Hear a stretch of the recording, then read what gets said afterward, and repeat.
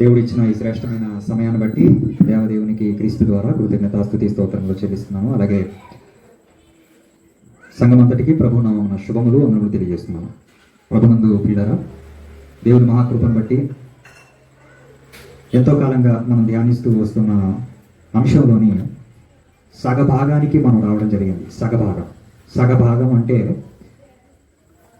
యూదా గోత్రంలోని యేసుక్రీస్తు ప్రభు యొక్క వంశావళిలో ఒక చక్కటి స్థానాన్ని, ఒక చక్కటి పేరును సంపాదించుకున్నటువంటి వ్యక్తి గురించి, ఆ వ్యక్తి యొక్క కుటుంబాన్ని గురించి, ఆ వ్యక్తి యొక్క స్థితిని గురించి, పరిపాలన గురించి, ఆ వ్యక్తి దేవుని హృదయంలో సంపాదించుకున్న చోటు గురించి, ఆ వ్యక్తి చేసిన సంస్కరణల గురించి, ఆ వ్యక్తి చేసిన ఆలయ సంబంధమైన ఆరాధన గురించిన అనేకమైన విషయాలు ఈ రోజు నుంచి మనం నేర్చుకోబోతున్నాం.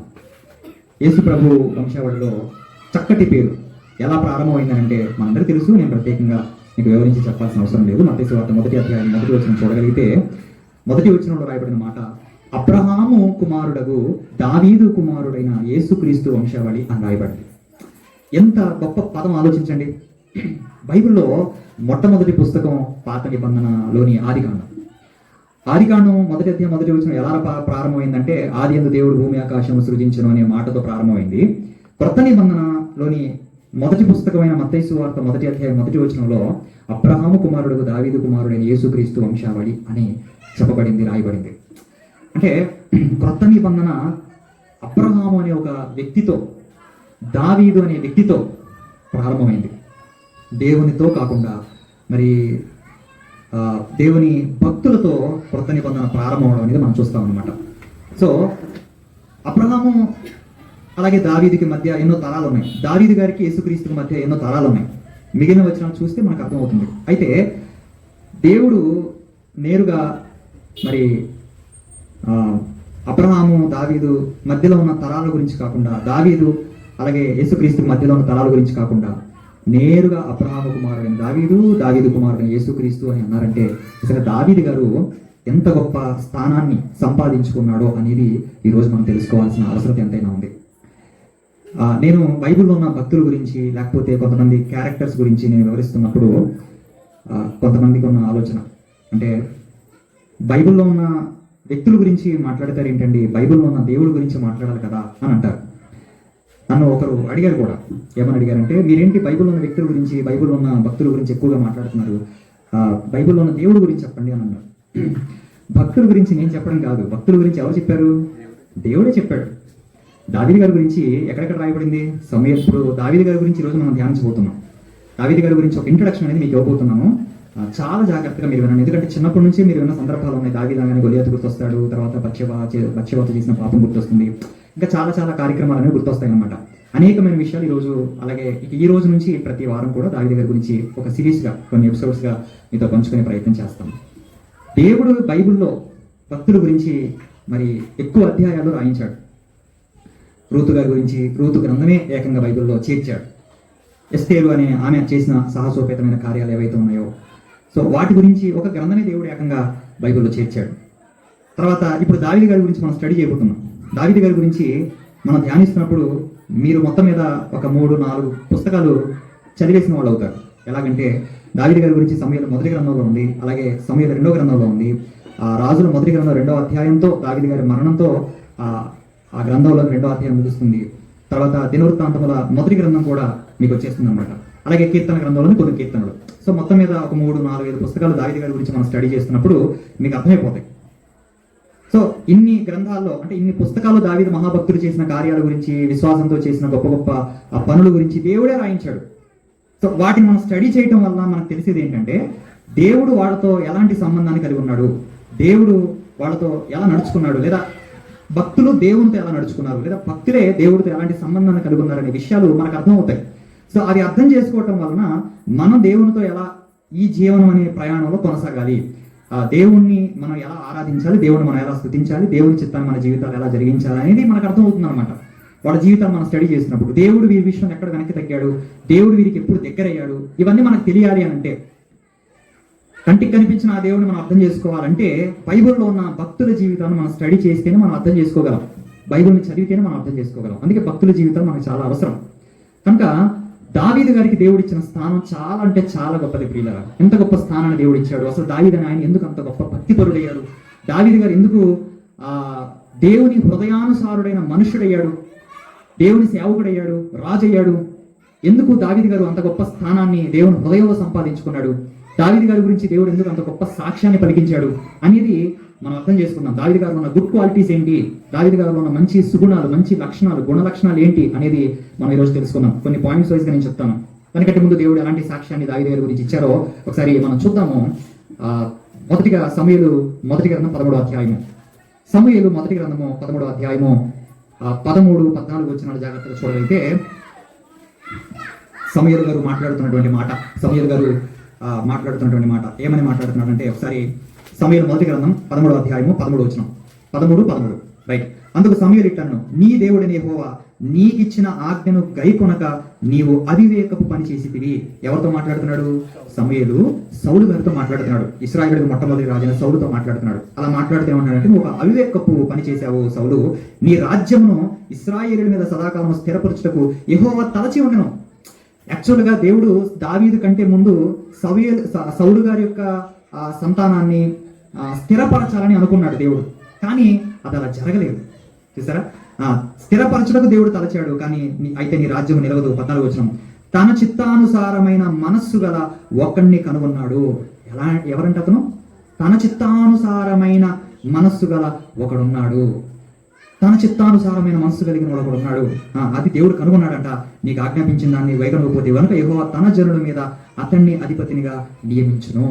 అయితే ఎవరు అనేది ఇక్కడ రివీల్ చేయలేదు, ఎందుకంటే సమూయేలు గారికి కూడా తెలియదు అప్పటి వరకు. నెక్స్ట్ దావీదే అనే సంగతి సమూయేలు గారికి కూడా తెలియదు.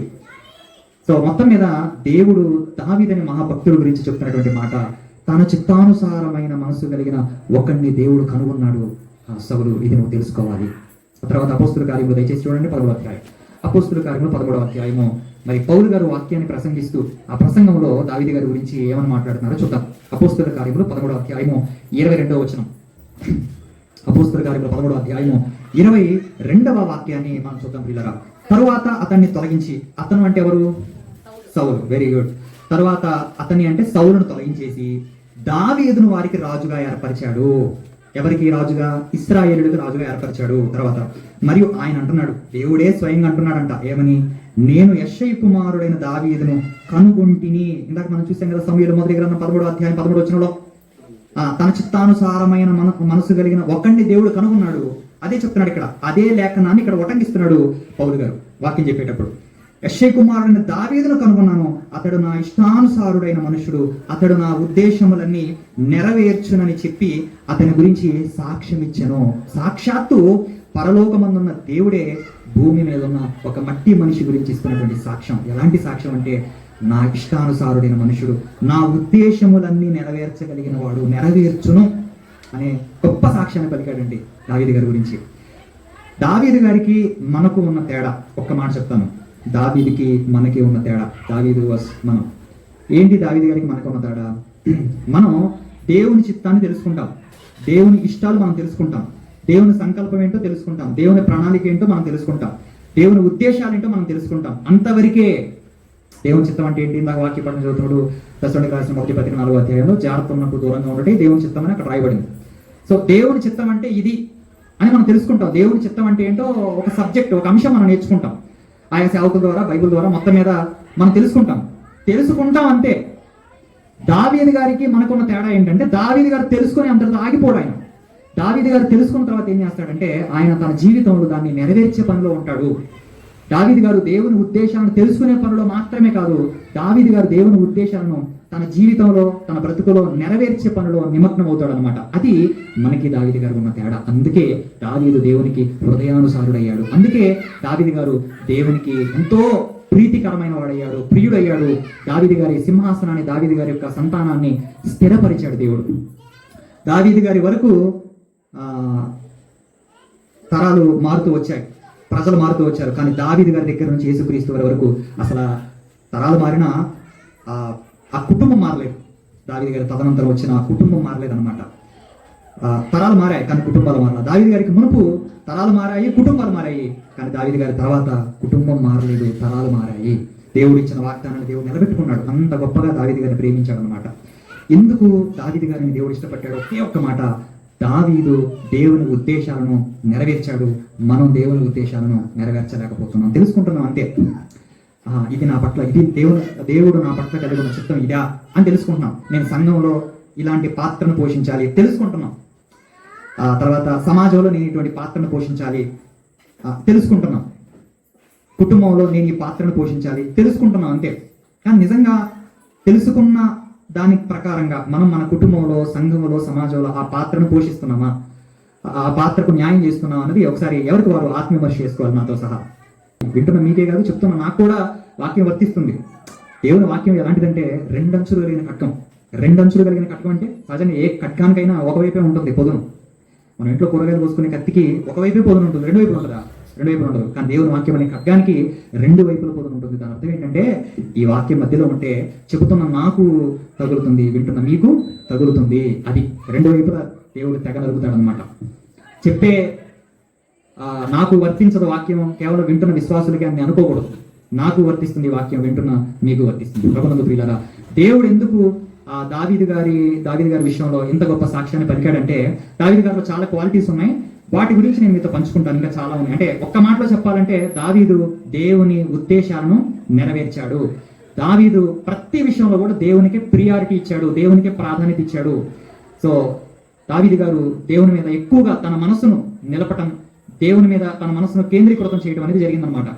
సో దావీదు గారి గురించి కొన్ని విషయాలు నేను చెప్తాను పరిచయంగా. అంటే దావీదు దేవుని హృదయానుసారుడుగా ఎలా మారాడు, దావీదు గారు అంత మంచి సాక్ష్యాన్ని ఎలా సంపాదించుకున్నాడు అనే దాని గురించి మరి నేను స్టడీ చేసిన దానిలో కొన్ని పాయింట్స్ మీకు చెప్తాను. జాగ్రత్తగా మీరు చూడండి, రాసుకునేవాళ్ళు రాసుకోండి. మొదటి పాయింట్, దావీదు గారి గురించి దేవుడు ఎందుకు అంత గొప్ప సాక్ష్యాన్ని పలికాడంటే, మొదటి పాయింట్ దావీదు గారు గొప్పతనం.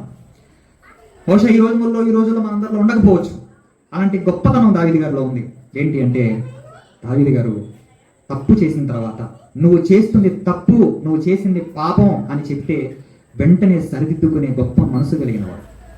తాను చేసిన తప్పును తెలుసుకొని, తాను చేసిన పాపాన్ని తెలుసుకొని సరిదిద్దుకోవటమే కాదు, పశ్చాత్తాపడే గొప్ప సుగుణం కలిగిన వాడు దావీదు గారు. దావీదు గురించి దేవుడు భవిష్యత్తు తిరిగినవాడు, మన గురించి కూడా దేవుడు భవిష్యత్తు తిరిగినవాడే. అందుకే దావీదు గారి గురించి గొప్ప సాక్ష్యం చెప్తున్నాడు అనమాట. అంటే దావీదు గారు పాపం చేసిన తర్వాత, బత్షెబాతో పాపం చేసిన తర్వాత, ఎప్పుడైతే దేవుడు నాతాను ప్రవక్తను పంపించిన తర్వాత, ఇదిగో ఆ దుర్మార్గుడి నువ్వే, ఆ అన్యాయస్తుడి నువ్వే అని ఉపమానం చెప్పిన తర్వాత చివరిలో ఆ మాట అనగానే, నన్నే అంటావా, నేను రాజుని, నన్ను అనటానికి నీకెంత ధైర్యం అని దావీదు గారు సీరియస్ అవ్వలేదు. దావీదు గారు అహాన్ని ప్రదర్శించలేదు, గర్వించలేదు. దేవుడు చెప్పిన వెంటనే దావీదు లోపడ్డాడు. నిజమే, నేను చేసింది పాపమే. ఈరోజు జనరల్గా మనకి ఎవరైనా సరే మన తప్పులను మనకు తెలియజేసినప్పుడు, మన తప్పులను ఎత్తి చూపుతున్నప్పుడు దాన్ని స్వీకరించే మనసు మనకుందా? దాన్ని సరిదిద్దుకునే మనసు మనకుందా? ఈరోజు మీ దగ్గరికి నేనే లేదా నా దగ్గరికి మీరే వచ్చినప్పుడు, మీరు ఇది చేస్తున్నారు, ఇది కరెక్ట్ కాదండి, మనం ఇలా మాట్లాడకూడదు, మనం ఇలా ప్రవర్తించకూడదు, మనం ఇలా చేయకూడదు అని చెప్పినప్పుడు, నిజమేనండి, నేను ఈ విషయంలో చేసిన తప్పేనండి, ఐఎమ్ సారీ అండి, నేను అలా అనుకుని ఉండాల్సింది, ఈ విషయం నేను చాలా బాధపడుతున్నానండి అని అనగలిగే మనసు మనకుందా? అసలు ఎవరైనా నా ఇంటికి వచ్చి నాకే వార్నింగ్ ఇచ్చిపోతున్నాడు, అడుగు బయట పెట్టిని, సాక్ష్యానికి గల్లంతు చేద్దాం, అడుగు బయట పెట్టిని, ఇక్కడ ఈ ఊర్లో సేవ ఎలా చేస్తాడో చూద్దాం. అసలు ఇక్కడ సేవ ప్రారంభమైంది మా వల్ల సేవ చేస్తున్నాడు, మేము లేకపోతే అసలు ఇతని గతి ఏంటి, అసలు ఇతనే పాస్టర్ నన్నే అంటాడా, ఇతనికి మందిరం ఇచ్చి స్థలం ఇచ్చి చక్కగా నెల జీతం ఇస్తూ ఇంత చేస్తుంటే మా మీద తిరుగుబాటు చేస్తాడా, నన్నే అనంత గొప్పోడా అనే స్వభావం మనది. కానీ దావీదు గారు రాజైనా, దేవుని చేత అభిషేకించబడిన వాడైనా, ప్రవక్త అయినా, గొప్ప సంగీత విద్వాంసుడైనా, మంచి గాయకుడైనా, పాటల రచయిత అయినా, మరి ఎన్నో ఉన్నాయి దావీదు గారిలో గొప్ప గొప్ప తలాంతులు. మంచి యుద్ధ వీరుడైనా సరే దావీదు గారిలో ఎక్కడో కూడా గర్వం, అహం అనేది లేదండి. తప్పు చేసింది, నువ్వు తప్పు చేసావు దావీదు అని చెప్పిన వెంటనే సరెండర్ అయిపోయాడు, లోపడిపోయాడు. నిజమే, ఆయన వెరీ సారీ అని పశ్చాత్తాపడ్డాడు. ఎంత పశ్చాత్తాపడ్డాడో మీ అందరికీ తెలుసు. 51వ కీర్తన చదివితే మనకు అర్థమైంది. 51వ కీర్తన ప్రతిరోజు చదవవలసినటువంటి గొప్ప కీర్తన, ప్రతిరోజు రాత్రి వేళ చదవలసినటువంటి గొప్ప కీర్తన అండి. ప్రతిరోజు రాత్రి నిద్రలోకి వెళ్ళే ముందుగా దావీదు గారు రచించిన ఆ కీర్తనను మనం జ్ఞాపకం చేసుకుంటూ రాత్రి వేళ ఆ కీర్తన చదివితే మనసు కొంచెం నెమ్మదిగా హాయిగా ఉంటుంది ప్రియులారా. అంత గొప్ప కీర్తన, అంత పశ్చాత్తాపంతో దావీదు గారు ఆ కీర్తన రాశాడనమాట. అంటే ఆయన ప్రార్థన చేసిన పదాలన్నీ కూడా ఒక కీర్తన రూపంలో రాసి మనకు పొందుపరిచాడు. ఈరోజు పాపం చేసిన నువ్వు ఏం చేయాలో ఆ కీర్తన చదివితే నీకు అర్థమవుతుంది. దేవుని దగ్గరికి వెళ్ళేటప్పుడు ఏం చేయాలి? ఇదిగో పాపం చేశాను, దేవుని ఎలా ఆశ్రయించాలి? బరులతో దేవుని ఆశ్రయిస్తే సరిపోతుందా? కానుకలతో దేవుని ఆశ్రయిస్తే సరిపోతుందా? ఏదో చందా రూపంలో, డొనేషన్ రూపంలో దేవుడికి ఏమైనా ఇస్తే సరిపోతుందా? కాదు. 51 కీర్తన చదువు. విరిగి నలిగిన మనసే దేవునికి ఇష్టమైన బలి. ఇది దావీదు గారి జీవితంలో చోటు చేసుకుంది. ఇప్పుడు దీన్ని చదవటం వలన, దీన్ని తెలుసుకోవటం వలన మనకేం అర్థమవుతుంది? దేవుణ్ణి మనం ఇలా సమీపించాలి, దేవుణ్ణి మనం ఇలా ఆశ్రయించాలని మనకు అర్థమవుతుంది. సో అందుకే భక్తుల జీవితాలు మనం చదవకపోతే, భక్తుల జీవితాలు స్టడీ చేయకపోతే మనకేం అర్థమవుతుంది? తింగర ప్రశ్న కాకపోతే ఎప్పుడు బైబిల్లో ఉన్న భక్తుల గురించి మాట్లాడతారు ఏంటండి, దేవుడి గురించి మాట్లాడరు ఏంటండి అని అంటారు. ప్రభునందు ప్రియులారా, కంటికి కనిపించే భక్తుల జీవితాలే మనకు అర్థం కానప్పుడు కంటికి కనిపించిన ఆ దేవుడి గురించి మనం అర్థం చేసుకోగలం. చాలా కష్టమైందండి. కనుక దావీదు గారి జీవితంలో కనిపిస్తున్న గొప్ప సుగుణం ఏంటి? పాపం చేస్తే దేవుడు గద్దిస్తే లోబడి సర్దిద్దుకొని పశ్చాత్తాపడే గొప్ప స్వభావం కలిగిన వాడు, సుగుణం కలిగిన వాడు దావీదు గారు. ఈ స్థానంలో మనం ఉంటే మన పరిస్థితి ఏంటి ఒకసారి ఆలోచిద్దాం. నేనైనా మీరైనా రాత్రి వింటున్న వాక్యాన్ని బట్టి ఆలోచన చేద్దాం. దావీదు గారు కనిపిస్తున్న గొప్ప సుగుణం. తర్వాత రెండో విషయం చెప్తాను.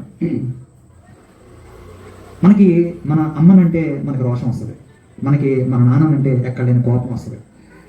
సహజంగా భార్యాభర్తలు గొడవపడేటప్పుడు మాట్లాడే మాట ఎక్కువగా భార్య తరపున పుట్టింటి గురించి మాట్లాడుతూ ఉంటాడు ఈయన. చాలా కోపం వచ్చేస్తుంది. మధ్యలో మా అమ్మని తీసుకొస్తావు, మధ్యలో మా నాన్న ఎందుకు తీసుకొస్తావు నువ్వు? మా నాన్న ఏం చేశాడు? అసలు నిన్ను కన్నదే మీ అమ్మ, మీ నాన్న కదా. ఇట్లాగా తీసుకురావడం జరుగుతుంది అనమాట. ఆమెకు విపరీతం కోపం వస్తుంది.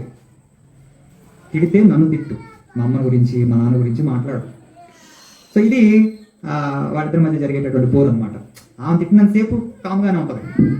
ఎప్పుడైతే వాళ్ళ పుట్టింటి గురించి ప్రస్తావించాడో అప్పుడు విపరీతమైన కోపం వచ్చేసి అక్కడ పెద్ద యుద్ధం జరిగింది. అంటే మనందరూ తెలిసిన విషయం, అందరి కుటుంబాల్లో ఉండేదే. అయితే దావీదు గారికి వాళ్ళ అమ్మగారిని వాళ్ళ నాన్నగారిని అంటే కోపం వస్తలేదో తెలియదు, కానీ దేవుణ్ణి అంటే మాత్రం విపరీతమైన కోపం, రోషం వచ్చేసిందండి. జీల్ అనేది కనపడుతుంది దావీదు గారిలో. ఫిలిస్తీయుడైన లేదా గాతువాడైన గొలియాత్ అనే వాడు ఏం చేశాడంటే జీవము కలిగిన దేవుని సైన్యాలను లేదా జీవము కలిగిన దేవుణ్ణి తిరస్కరిస్తున్నాడు, ధృవీకరిస్తున్నాడు. మీరంతా, మీ బ్రతుకులంతా, మీ స్థాయి అంతా అని అవమానకరంగా, హేళనకరంగా మాట్లాడుతున్నప్పుడు దేవుడు విషయమై ఆసక్తి కలిగిన వాడుగా, రోషం కలిగిన వాడుగా దావీదు గారి ముందుకు వచ్చాడు. ఆయనతో సరదాగా అలా అన్నలకి భోజనం ఇద్దామని చెప్పి వచ్చాడు. వచ్చినప్పుడు ఆ మాటలు ఆయన చెవిన పడ్డాయి. ఎవరి చెవిన పడకూడదో ఆయన చెవిన పడ్డాయి. అంటే దావీదు గారి చెవిన పడ్డాయి. చెవిన పడిన వెంటనే దావీదు గారు చాలా సీరియస్ అయిపోయాడు, చాలా కోపం తెచ్చుకున్నాడు. ఎంత కోపం తెచ్చుకున్నాడంటే అసలు ఏంటి, ఏం మాట్లాడుతున్నాడు, అసలు ఎవడు వీడు అంటున్నాడు. ఆయన పట్టుకొని, గొలియాతును పట్టుకొని, గొలియాత్ ఎక్కడా, నువ్వెక్కడా, ఆయన ఆకారం ఎక్కడా, నీ ఆకారం ఎక్కడా? సౌలన్న కొద్ది హైట్ ఉన్నవాడు. సో నువ్వెక్కడా, ఆయన ఎక్కడా, నీ ఆకారం ఏంటి, ఆయన ఆకారం ఏంటి? అలాంటి గొలియాతును పట్టుకొని ఎవడంటావా? విన్నాడు అనుకో, లేనిపోయింది పీసులు చేస్తాడు, కాళ్ళు గద్దరికి చేస్తాడు, వద్దు అని ఇక్కడ ఉన్న వాళ్ళు అంటున్నారు. అప్పుడు అన్నలు కూడా అరిశారు, ఏం నువ్వు ఇక్కడ పోయేలా అన్నారు. ఏం లేదు అన్న అని చెప్పేసి దావీదు గారు మాట్లాడటం, బదులు పలకటం. ఆ తర్వాత అక్కడ ఉన్న కొంతమందితో మరలా దావీదు గారు మాట్లాడాడు.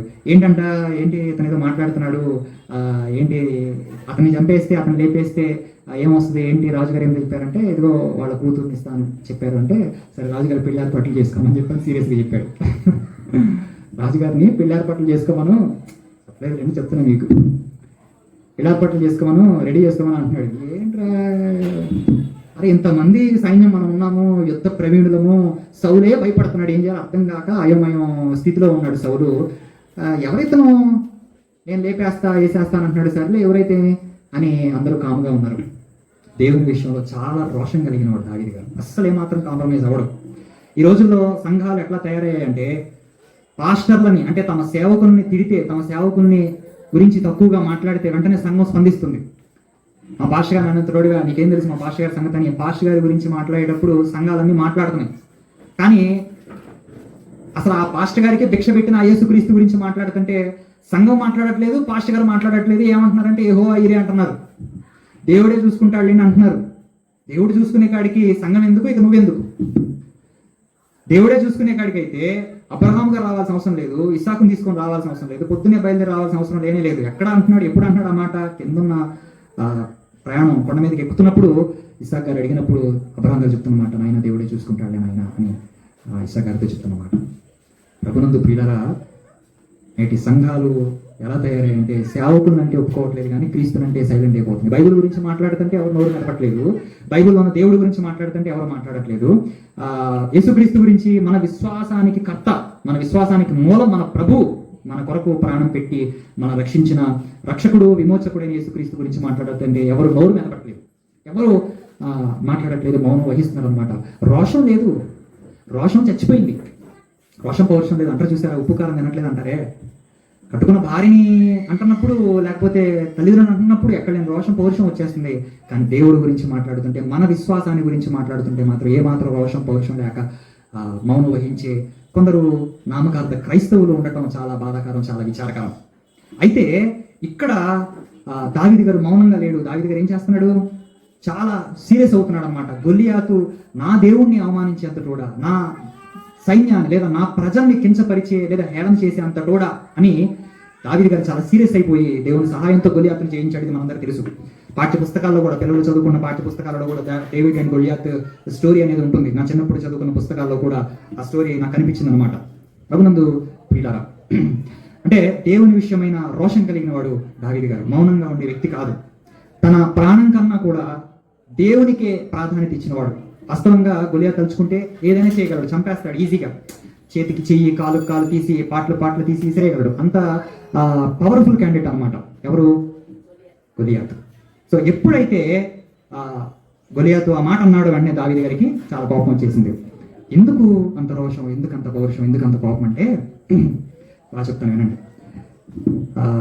నిర్గమకాండంలో 20వ అధ్యాయంలో దశాజ్ఞలు, ధర్మశాస్త్రానికి సంబంధించిన 10 ఆజ్ఞలు ఉంటాయి కదా. ఆ 10 ఆజ్ఞల్లో దేవుడు మాట్లాడేది ఏమంటాడంటే, నీ దేవుడైన యెహోవా నామమును వ్యర్థముగా ఉచ్చరింపకూడదు, ఎందుకంటే నీ దేవుడైన యెహోవా రోషము గల దేవుడు అని మాట్లాడతాడు. ఏం మాట్లాడతాడు? రోషము గల దేవుడు ఆయన. ఆ రోషము గల దేవుణ్ణి నమ్మిన నీలో 1% కూడా రోషం లేకపోవటం నిజంగా చాలా బాధాకరం. దావీదు గారు రోషం కలిగిన దేవుణ్ణి నమ్మాడు కాబట్టి ఆయనలో ఆ రోషం ఉంది. ఎప్పుడు మనం రోషపడాలి, ఎప్పుడు మనం పౌరుషం తెచ్చుకోవాలంటే దేవుడి గురించి, మనం నమ్ముకున్న విశ్వాసాన్ని గురించి మాట్లాడుతున్నప్పుడు ఖచ్చితంగా మన వంతుగా మనం స్పందించాలి. అలాగని గొడవ పడమని కాదు, కొట్లాటకు వెళ్ళమని కాదు, కత్తుల కటార్లు తీసుకొని యుద్ధం చేయమని కాదు నా ఉద్దేశం. మాటలతో, ప్రవర్తనతో, క్రియలతో సమాధానం చెప్పాల్సిన అవసరత, ఆ బాధ్యత దేవుడు మనకి ఇచ్చాడు అనమాట. ఇచ్చాడా లేదా? ఇచ్చాడు. ఎక్కడుంది బైబిల్లో? ఒక మాట చూస్తాను, మీకు జ్ఞాపకం చేస్తాను. పేతురు గారు రాసిన మొదటి పత్రిక 2వ అధ్యాయం దయచేసి చూడండి. అపోస్తలుడైన పేతురు గారు రాసినటువంటి 2వ పత్రిక, అపోస్తలుడైన పేతురు గారు రాసినటువంటి 2వ పత్రిక 2వ అధ్యాయము దయచేసి చూడగలిగితే 15వ వచనం. పేతురు గారు రాసిన మొదటి పత్రిక 2వ అధ్యాయము, పేతురు గారు రాసిన మొదటి పత్రిక 2వ అధ్యాయము 15వ వచనం. ఏలయనగా మీరిట్లు యుక్త ప్రవర్తన గలవారై, ఎటువంటి ప్రవర్తన? యుక్త ప్రవర్తన గలవారై అజ్ఞానంగా మాట్లాడే మూర్ఖుల నోరు మూయట దేవుని చిత్తము. అజ్ఞానంగా మాట్లాడే మూర్ఖుల నోరు మూయటం దేవుని చిత్తము అని అపోస్తలుడైన పేతురు గారు చెప్పడం అనేది మనం చూస్తున్నాం. ఆ తర్వాత కొరింథీయులకు రాసినటువంటి 2వ పత్రిక దయచేసి చూడండి. కొరింథీయులకు రాసిన 2వ పత్రిక 10వ అధ్యాయం. అపోస్తలుడైన పౌలు గారు కొరింథీయులకు రాసిన 2వ పత్రిక 10వ అధ్యాయము జాగ్రత్తగా మనం చూద్దాం. 4వ వచనం చూద్దాం. ఇలా 4వ వచనం చదువుకుందాం. మా యుద్ధోపకరణములు శరీర సంబంధమైనవి కావు. అంటే మనకు ఒక యుద్ధం ఉంది, ఉంది, మనకు ఒక పోరాటం కూడా ఉంది. ఎఫెసీ పత్రిక 6వ అధ్యాయం ఉంటుంది. మీరు యుద్ధం చేసేటప్పుడు మీరు ఒక వస్త్రాన్ని ధరించుకోవాలి. ఏంటది? ఒక మాట చెప్పాలంటే ఒక పెద్ద ఇచ్చాడు మనకి. Very good. సర్వాంగ కవచాన్ని దేవుడు మనకి ఇచ్చాడు, దాన్ని ధరించుకోమన్నాడు. అంటే దాన్ని బట్టి యుద్ధం ఉంది, ఆ యుద్ధం మనం చేయాలి, పోరాటం ఉంది అని దేవుడు మనకి చెప్తూనే ఉన్నాడు. అర్థం చేసుకోవాలి మనం. సో ఇక్కడ పౌలు గారు కూడా ఏం మాట్లాడుతున్నారు అంటే, మా యుద్ధోపకరణాలు శరీర సంబంధమైనవి కావు. అంటే కర్ర, రాయి, కత్తి, విల్లు ఇవి కావు, భౌతికమైనవి కావు. గన్ను, ఫిరంగి ఇవి కావు. దేవుని ఎదుట దుర్గములను పడద్రోయజారినంత బలము కలవై ఉన్నవి. దేవుని ఎదుట సాతాన్ అనేవాడు దేవుని ఎదుట దుర్గములు కట్టాడు. దేవుని గురించిన జ్ఞానం వెదజల్లబడకుండా, దేవుని సువార్త విస్తరించబడకుండా సాతాను ప్రతి చోట ఏం చేశాడంటే కొన్ని దుర్గములు కట్టాడు. దుర్గం అంటే ఏంటి? వెరీ గుడ్, కోట. దుర్గం అంటే కోట. కొన్ని కోటలు కట్టేశాడు దుష్టుడు అనేవాడు. ఇప్పుడు ఒక గ్రామంలో సువార్తకి వెళ్తాం, ఆ గ్రామంలో సువార్త చేయనివ్వకుండా, సువార్త ప్రకటించనివ్వకుండా సాతాను అక్కడ ఏంటంటే ఒక దుర్గం, ఒక కోట కట్టాడు. అంటే ఎట్లాగా? వీళ్ళు ఇతర మతాల గురించి, ఇతర విశ్వాసాల గురించి వీళ్ళు అవమానిస్తారు, అసలు వీళ్ళని రానివ్వకూడదు, వీళ్ళని మనం గెంటేయాలి, వీళ్ళని మనం ఏదో చేయాలి అని కోట కట్టేసి మనల్ని జ్వరపడనివ్వకుండా చేసే ప్రయత్నం అనమాట. సో ఇప్పుడు వాటన్నిటికీ మనం సమాధానం చెప్పుకొని ఎలాగైనా సువార్తను ప్రకటించే బాధ్యత మనం కలిగి ఉండాలి. సో దేవుని ఎదుట దుర్గములు ఏవైతే ఉన్నాయో వాటినంట పడద్రోయజాలినంత బలము కలిగినవంట వాళ్ళ దగ్గర ఉన్న యుద్ధోపకరణాలు. సో అలాంటి యుద్ధోపకరణాలే మనం కూడా కలిగి ఉండాలి. అదే దేవుడిచ్చే సర్వాంగ కవచం. ఓకే, తర్వాత 5వ వచనం, మేము వితర్కములను దేవుని గురించిన జ్ఞానమును అడ్డగించు ప్రతి ఆటంకాన్ని పడద్రోసి. దేవుని గురించిన జ్ఞానం వెదజల్లబడకుండా, దేవుని గురించిన జ్ఞానం వ్యాప్తి కాకుండా ఎవరైతే అడ్డగిస్తున్నారో, ఎవరైతే ఆటంకపరుస్తున్నారో, ఆ ఆటంకపరిచేదాన్ని, ఆ అడ్డగించేదాన్ని మేమేం చేస్తున్నాము చెప్తున్నారు చూడండి. అడ్డగించే ప్రతి ఆటంకాన్ని పడద్రోసి ప్రతి ఆలోచనను క్రీస్తుకు లోబడినట్లు చెరపట్టి మీరు సంపూర్ణ విధేయతను కనపరిచినప్పుడు సమస్తమైన విధేయతకు ప్రతిదండన చేయ సిద్ధపడి ఉన్నాము. అంటే పౌలు గారు మాట్లాడుతున్న మాట, మనం యుద్ధం చేయాలి, మనం పోరాటం చేయాలి. ఆ పోరాటం ఎలాంటిది? ఆ యుద్ధం ఎలాంటిది? కత్తులు కటారులతో చేసే యుద్ధం కాదు, భౌతికమైనది కాదు, శరీర సంబంధమైనది అంతకంటే కాదు, ఆత్మీయమైన పోరాటం. ప్రతి ఒక్కరికి సమాధానం చెప్పాల్సిన బాధ్యత, అది కూడా సాత్వికంగా ఓర్పుతో సమాధానం చెప్పాల్సిన బాధ్యత మనకుంది. చెప్పాలి అంటే ముందు మనం నేర్చుకోవాలి కదా, మనం తెలుసుకోవాలి కదా. అలా తెలియచేసేదే దేవుని సంఘం, అలా నేర్పించేదే దేవుని సంఘం. దావీదు గారు దేవుని పట్ల రోషం కలిగిన వాడు, ఎందుకంటే ఆయన నమ్మిన దేవుడు రోషం కలిగిన వాడు కాబట్టి ఆయనలో కూడా రోషం ఉంది. నా దేవుడు నన్ను ఎంత తోడుగా నేను ఒప్పుకోనని ఏందోనండి యుద్ధానికి వెళ్ళేటప్పుడు చిన్న చిన్న పులకరాలు తీసుకొని పోయాడు, నున్న రాళ్ళు తీసుకొని పోయాడు. చేతిలో కత్తి లేదు, విల్లు లేదు, బాణం లేదు, ఏమీ లేదు, కర్ర లేదు, ఏమీ లేదు. ఒక రాళ్ళు, నున్నది రాళ్ళు, ఏట్లో ఉన్న రాళ్ళు తీసుకొని వెళ్ళిపోయాడు అంతే. ఏంటి ఆ ధైర్యం, ఏంటి ఆ తెగువ, ఏంటి ఆ విశ్వాసం, యుద్ధంలో గెలుస్తానన్నంత ఏంటి? సౌలంతటోడే భయపడిపోతున్నాడు, సౌలు రాజే భయపడిపోతున్నాడు, ఇశ్రాయేలులు గొప్ప గొప్ప యుద్ధ వీరులే భయపడిపోతున్నారు. కానీ దావీదు గారు ఎందుకంత ధైర్యం? దావీదు గారికి ఎక్కడిది ఆ పట్టుదల, ఎక్కడిది ఆ ప్రతిభ అంటే దావీదు గారు యుద్ధం నేర్చుకున్నవాడుగా మనకు కనపడ్డు. దావీదు యుద్ధాన్ని అభ్యాసం చేసిన వాడుగా మనకి ఎక్కడ కనపడ్డు. దావీదు ఎవరు? సహజంగా వృత్తిపరంగా చూస్తే గొర్రెలు కాసుకునేవాడు. గొర్రెలు కాసుకునేవాడికి యుద్ధం గురించి పెద్దగా తెలియదు. అందుకే యుద్ధ వస్త్రాలు సౌలు గారి దగ్గర ఉన్నప్పుడు ధరింపజేస్తుంటే బరువు తట్టుకోలేక ఇవన్నీ నా వల్ల తీసేయండి అంటున్నాడు. ఆ బరువు మొయ్యలేక, ఆ యుద్ధ వస్త్రాలు, ఆ కవచాలు అవే మొయ్యలేకపోతున్నాడు. మరి ఎలా దావీదు గారు యుద్ధం చేయగలిగాడు? మీకు ఒక మాట చూపిస్తాను, సందర్భం వచ్చింది కాబట్టి. 144 కీర్తన చూడండి ఒకసారి. కీర్తన గ్రంథంలోని 144 కీర్తన 1వ వచనం. వాక్యం చూపిస్తే మంచిదని ఆలోచన. 144 కీర్తన 1వ వచనాన్ని చూద్దాం. నాకు ఆశ్రయ దుర్గముకు యెహోవా సన్నుతింపబడునుగాక. ఆయన నా చేతులకు యుద్ధమును, నా వ్రేళ్లకు పోరాటమును నేర్పువాడై ఉన్నాడు. ఎంత గొప్ప మాట అండి! అసలు దేవుని దగ్గరే యుద్ధం నేర్చుకున్నాడు, దేవుని దగ్గరే పోరాటం అంటే ఏంటో నేర్చుకున్నాడు. నిజంగా సైన్యములకు అధిపతి యెహోవా అండి. దేవుడు అంటే ఎవరు? సైన్యములకు అధిపతి యెహోవా, సైన్యాలకే అధిపతి. ఎన్ని సైన్యాలు ఉన్నాయో ప్రపంచంలో ఆ సైన్యాలు మొత్తానికి ఆయనే అధిపతి. అలాంటి సైన్యములకు అధిపతి యెహోవా దగ్గర యుద్ధం నేర్చుకున్నాడు, పోరాటం నేర్చుకున్నాడు. అంటే అందుకే దావీదు గారు ఎక్కడికి వెళ్ళినా విజయమే వరిస్తుంది తప్ప అపజయం ఆయన డిక్షనరీలోనే, ఆయన లైఫ్లోనే లేదు అపజయం అనేది. సో అంత గొప్పగా దేవుని దగ్గర నేర్చుకున్నాడు. ఇప్పుడు జిమ్ కావచ్చు, లేకపోతే వంటలు కావచ్చు, లేకపోతే చదువు పరంగా కావచ్చు, కొన్ని స్కూల్స్, కొన్ని కాలేజెస్ ఉంటాయి, కొన్ని యూనివర్సిటీస్ ఉంటాయి. నేను పలానా యూనివర్సిటీలో చదువుకొని వచ్చానంటే పేరే కదా. నేను పలానా యూనివర్సిటీ ప్రొఫెసర్ పాదాల దగ్గర నేను నేర్చుకున్నానంటే పేరే కదా. అట్లనే ఒక కుంఫు ఉంది, కరాటే ఉంది. ఇక్కడ మన ఇండియాలో కూడా నేర్పించేవాళ్ళం. కానీ కుంఫు, కరాటే ఇవన్నీ ఎక్కడ ప్రారంభమయ్యాయి? ఏ దేశంలో ప్రారంభమయ్యాయి? చైనా దేశంలో ప్రారంభమయ్యాయి. సో చైనాలో ప్రారంభమైనప్పుడు మరి అక్కడి నుంచి ఇక్కడికి వచ్చి నేర్చుకున్న వాళ్ళు వచ్చి ఇక్కడ మనం నేర్పించేవాళ్ళు ఉన్నా, మరి చైనాలోని గొప్ప మాస్టర్ అయినటువంటి ఆయన దగ్గర నేను నేర్చుకున్నానంటే అది పేరే కదా. సో ఇప్పుడు దావీదు గారి యుద్ధం పలానా వ్యక్తి దగ్గర, పలానా అనుభవం కలిగిన వాడి దగ్గర, లేదా రాజు దగ్గర నేర్చుకోలేదు, ఏకంగా దేవుడి దగ్గరే నేర్చుకున్నాడు. అందుకే యుద్ధం చేయగలిగాడు. దేవుడే ఆ యుద్ధంలో ఆయన విజయాన్ని ప్రసాదించి పెట్టాడు అనమాట. సో దేవుని విషయంలో రోషం కలిగిన వాడు దావీదు గారు. అలాంటి రోషం మనలో ఉండాలి. దావీదు గారిని దేవుడు ఎందుకు ఏర్పరచుకున్నాడు, దావీదు గారిని దేవుడు ఎందుకు రాజుగా చేశాడు, దావీదు గారి గురించి దేవుడు ఎందుకు తన హృదయానుసారుడని సాక్ష్యం ఇచ్చాడంటే, మొదటిది దావీదు గారిలో కనిపిస్తున్న గొప్ప సుగుణం, పాపం చేసిన తర్వాత గద్దించినప్పుడు లోబడి పశ్చాత్తాపడే గొప్ప స్వభావం కలిగిన వాడు దావీదు గారు. తిరుగుబాటు చేసేవాడు కాదు. సౌలైనా తిరుగుబాటు చేశాడు, మిగిలిన వారైనా తిరుగుబాటు చేశారు, కానీ దావీదు గారు ఒబే అయ్యాడు అనమాట, లోబడ్డాడు. రెండవది దావీదు గారు కనిపిస్తున్న గొప్ప సుగుణం ఏంటి? రోషం.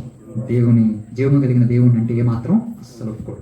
ఇది రెండవది. మూడవది చూద్దాం, సమూయేలు మొదటి గ్రంథం, దయచేసి చూడండి. సమూయేలు మొదటి గ్రంథము 24వ అధ్యాయం.